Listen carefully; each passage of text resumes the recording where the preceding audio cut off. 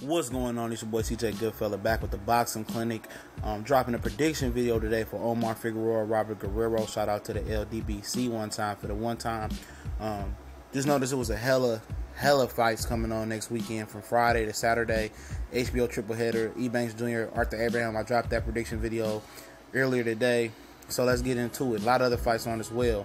Omar Figueroa is jumping up to welterweight. I think this is his first fight at welterweight. He's a guy that had a great amateur background. For what I'm understanding, beat Earl Spence in one of the amateur fights in Texas.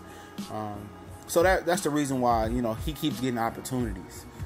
He has a big following down there in Texas. We remember him for the Arakawa fight with the Asian guy. That was an absolute war.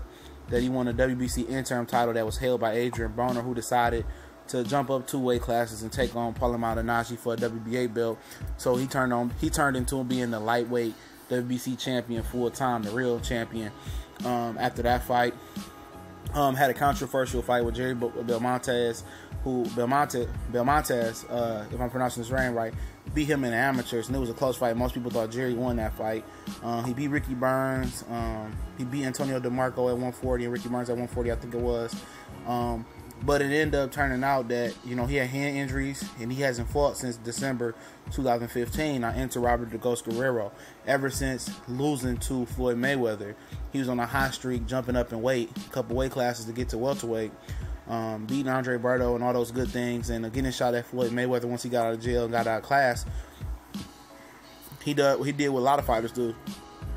They get a big fight with Cotto, Mayweather, Pacquiao, Marquez, however you want to say it. They lose or whatever and enjoy the money. His wife had cancer as well, so it did a lot for his family. Potentially put his kids through college. I think he was talking about that, and it changed his life. In the process, he took a long time off, and it hurt him. He lost to I forget the guy's name. He lost to a guy before Aaron Martinez fight. We thought he lost that fight. He lost to Danny Garcia. Then he lost to another dude before this. So this is it for both of for his career in particular.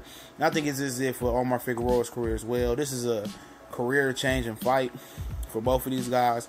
I think if Robert Guerrero loses, it's over with. I think if Omar Figueroa loses, especially to Robert Guerrero at this point, I think the money train is over, even though he's undefeated.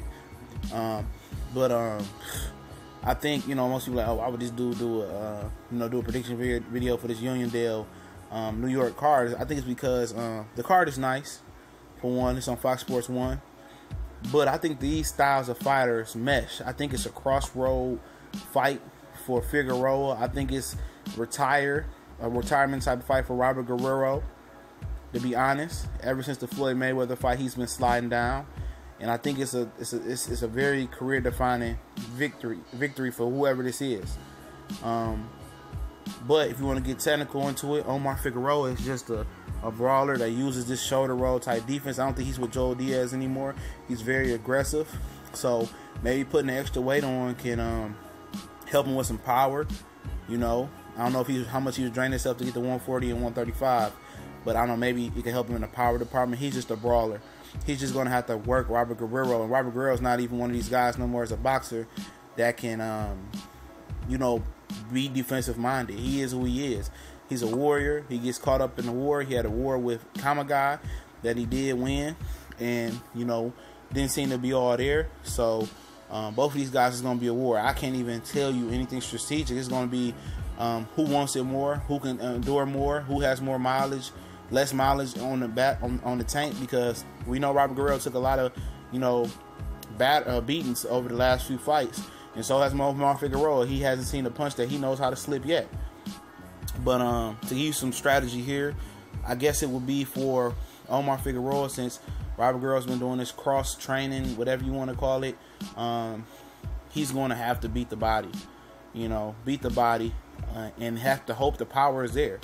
If he can crack and, Robert Guerrero's a shot fighter, then he can work upstairs and downstairs. I think he needs to focus on the body, come behind the jab, beat the body down, and outwork Robert Guerrero, because he's been looking like lack of stamina going down the fight, during a stretch of fight. That Garcia had a hot end to that fight, and I think Omar Figueroa can do as well. For Robert Guerrero, it's basically using your boxing skills, outboxing this guy. You can do it. You haven't did in the last 2 fights. Outboxing this guy, using some angles, coming behind the jab, and working. But at the end of the day, I'm going to pick Robert Guerrero to win a split decision over Omar Figueroa. I think it's going to be wider than that, but I just think, this dude, he ain't going to let this guy beat him. I'm sorry. He's going to box him and be disciplined in this fight and live to fight another day. So, Robert Guerrero split.